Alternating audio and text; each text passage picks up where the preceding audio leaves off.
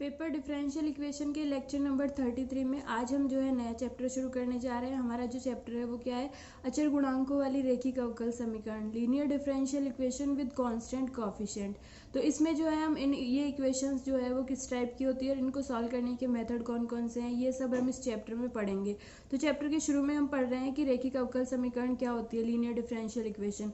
जो first order और first degree की लीनियर डिफरेंशियल इक्वेशन है वो चैप्टर फर्स्ट में हम पढ़ चुके हैं। वो किस टाइप की होती है, डी वाई और D X plus P Y is equal to Q. ये जो है हम यहाँ पे nth ऑर्डर की लीनियर डिफरेंशियल इक्वेशन पढ़ेंगे, उसका ऑर्डर जो है वो 1 से ज़्यादा होगा।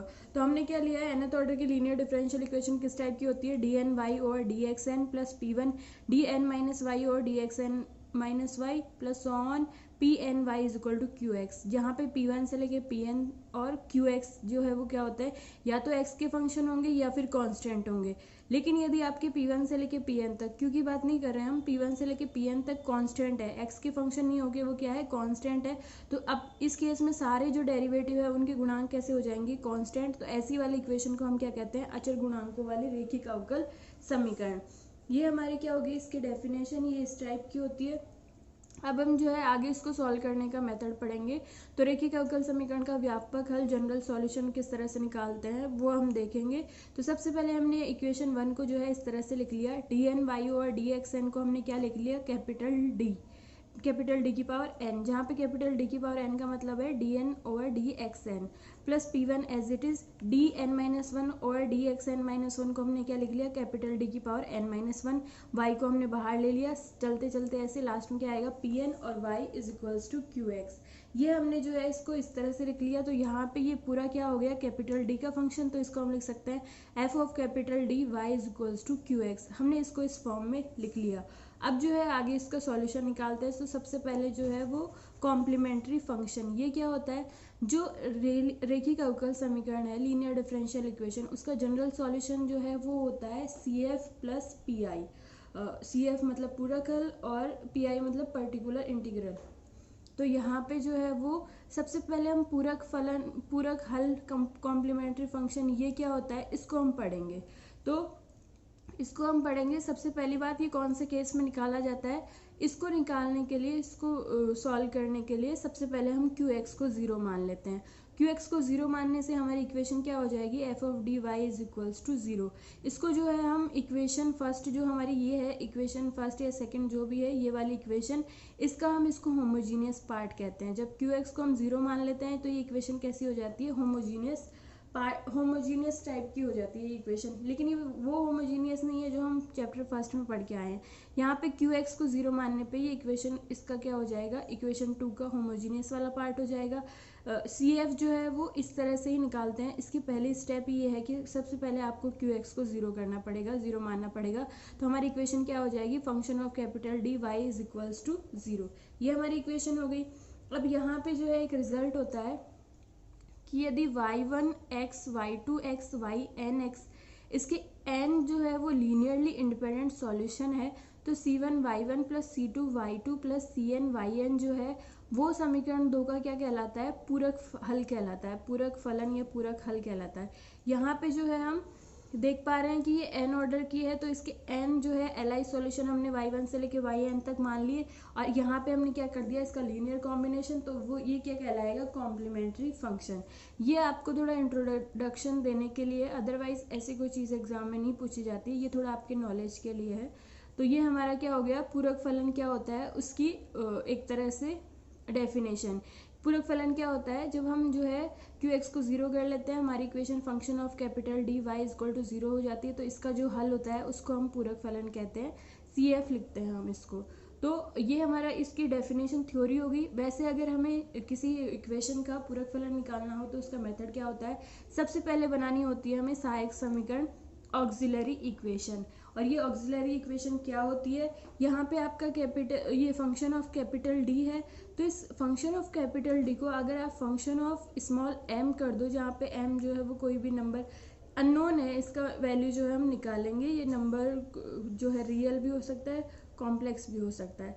तो यदि आप जो है स्मॉल एफ ऑफ डी में डी की जगह एम को रिप्लेस डी की जगह एम कर दो तो आपको क्या मिलेगा, स्मॉल एफ ऑफ फंक्शन जो है एम इज इक्वल टू 0। इसको हम जो है इस इक्वेशन की सहायक समीकरण कहते हैं, ऑक्सिलरी इक्वेशन कहते हैं। अब इसका सी एफ निकालने से क्या लेना देना है, आप जो है इसको सॉल्व करो तो आपको जो है स्मॉल एम की वैल्यूज़ मिलेगी, स्मॉल एम की वैल्यूज़ से ही आपका सी एफ निकलेगा।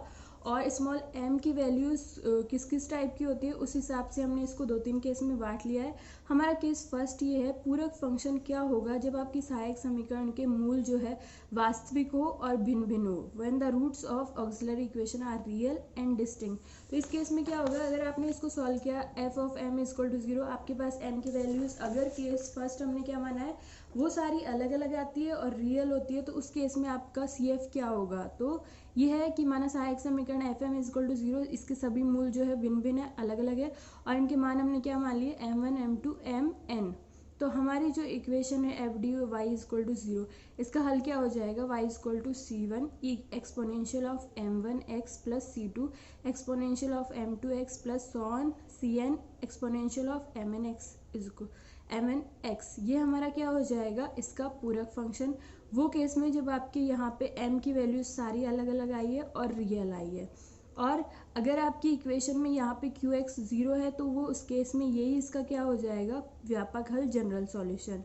यहाँ पे c1 c2 cn क्या है, कांस्टेंट है जो हमने माने। तो ये CF कौन से केस के लिए हो गया, जब आपकी जो है वो जो f ऑफ m के लिए आपने सॉल्व किया और m की सारी वैल्यूज़ जो है वो रियल आए और अलग अलग आए, तो उस केस में ये आपका CF हो जाएगा। इसको और ज़्यादा क्लियर समझने के लिए हमने इस पर एक एग्जांपल ले लिया। तो हमने एग्जांपल लिया है डी क्यूब वाई और D X cube minus 13 D Y और D X plus 12 Y is equals to 0। ये हमारी अवकल समीकरण है, इसको हमें हल करना है। तो सबसे पहले हमने दी हुई अवकल समीकरण को लिख लिया, डी क्यूब वाई और D X cube minus 13 D Y और D X plus 12 Y is equals to 0।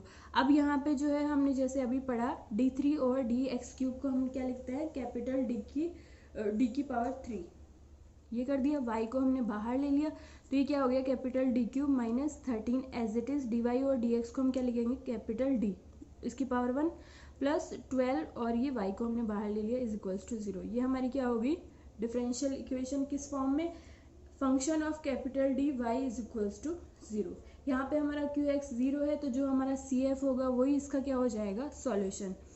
ये हमने इसको इस फॉर्म में लिख लिया, कैपिटल डी की फॉर्म में। अब हम जो है इसकी सहायक समीकरण बना लेते हैं। तो हमने पढ़ा है कि f ऑफ d की सहायक समीकरण क्या होगी, f ऑफ m। आप d को m से रिप्लेस कर दो तो यहाँ पे आपको क्या मिल जाएगी, सहायक समीकरण, उसको इक्वल 0 कर दो।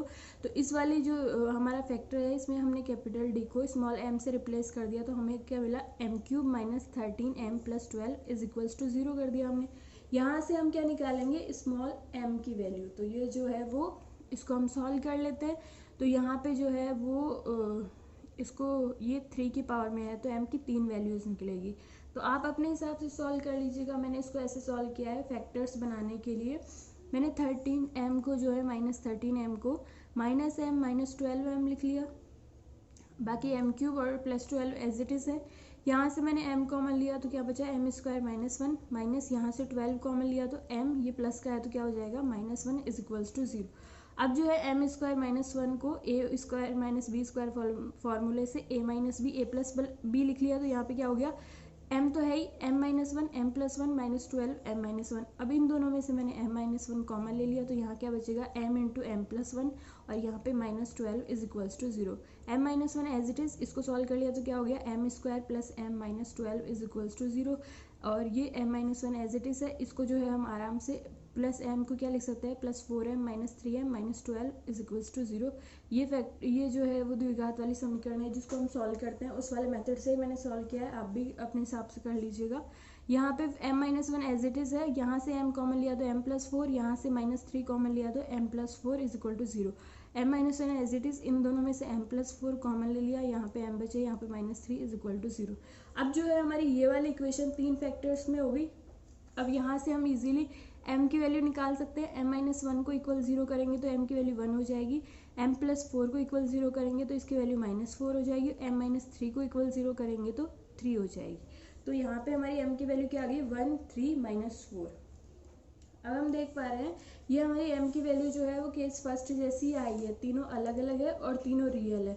तो हमारा जो CF है वो क्या हो जाएगा, यहाँ से CF क्या हो जाएगा, C1 exponential of 1x, m1 की वैल्यू क्या है 1, plus C2 exponential of m2 क्या है 3x, plus C3 exponential of m3 आ जाएगा -4x। तो ये हमारा क्या हो गया, CF हो गया।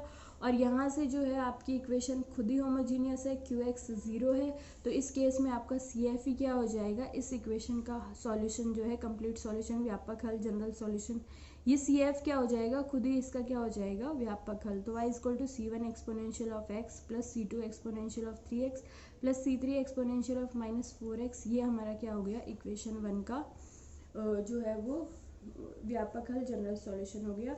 और इक्वेशन 1 समघात है, QX = 0 है, तो यहाँ पे इसका CF इसका व्यापक हल होगा। आप जो है इस वाले केस फर्स्ट के जितने भी एग्जाम्पल और एक्सरसाइज के क्वेश्चन हैं वो आप कर लीजिए, और आपको अगर आपसे नहीं होते, आपको कोई भी प्रॉब्लम है तो आप पूछ सकते हैं।